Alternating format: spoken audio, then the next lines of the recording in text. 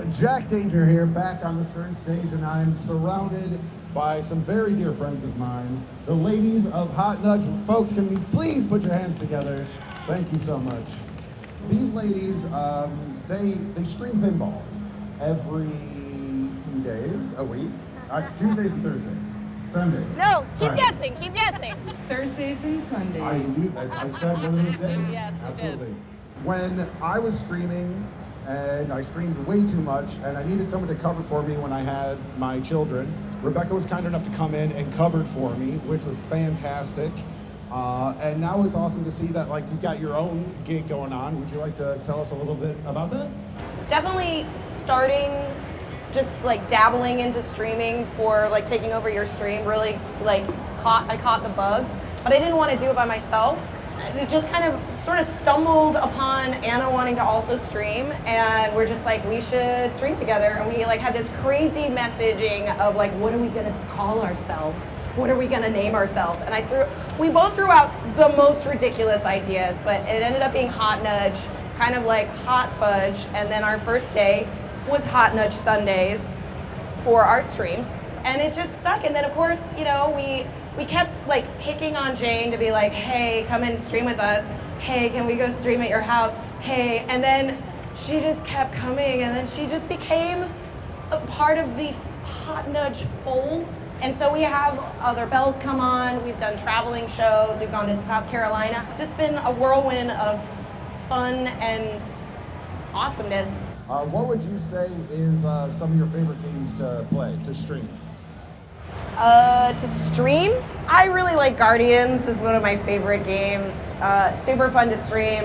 A lot of the modern Sterns are there's so many different ways you can approach the games. So we like to also every once in a while on Sundays do pin golf, where we kind of set objectives for ourselves and do different things with each game. We almost thought about streaming that little tiny American Girl flip out.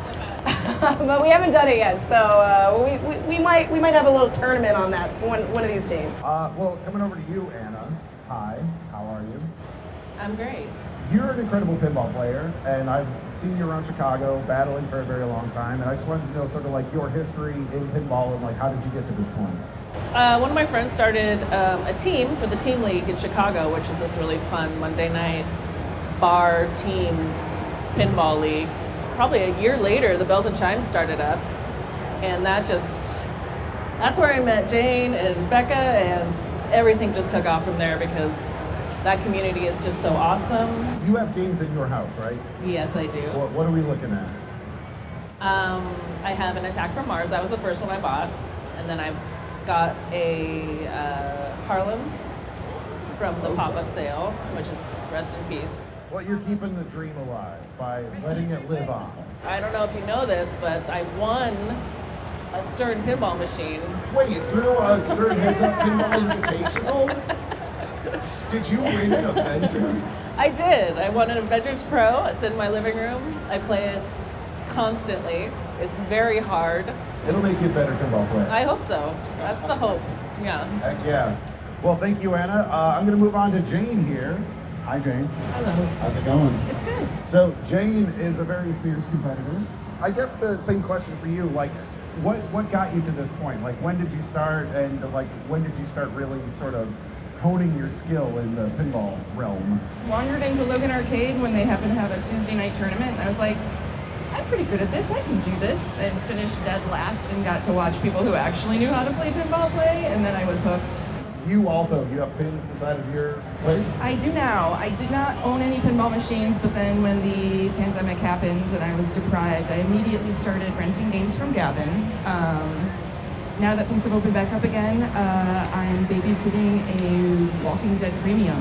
So babysitting's the way to go. Truly, if you can find a friend that has a game and they don't have room for it, those are the friends to have, because you know all about that. I mean, that's how I have all my games. What would you say, and I guess this is a question for all of you, I'd love to get your input, what is the future of Hot Nudge? Where do you see this going from here?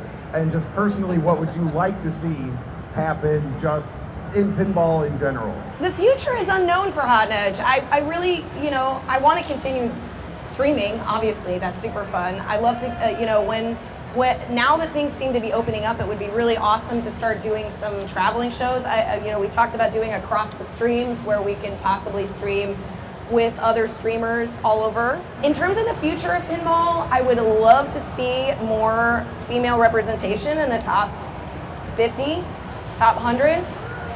And another thing I think we would like to do more of is streaming tournaments locally, right? Yeah, we hear all the time now that there are more events at Logan, people being like, I had no idea this was a thing. I've loved pinball my whole life, and I had no idea people actually competed at this. And so there are a lot of people out there who are interested, and the more we can broadcast it, the better. Well, ladies, thank you so much for joining me up here. Folks, make sure you tune into twitch.tv/HotNudge to watch these fine folks battle and just show you how to get better at pinball. And we'll see you out there. Have a good one. We want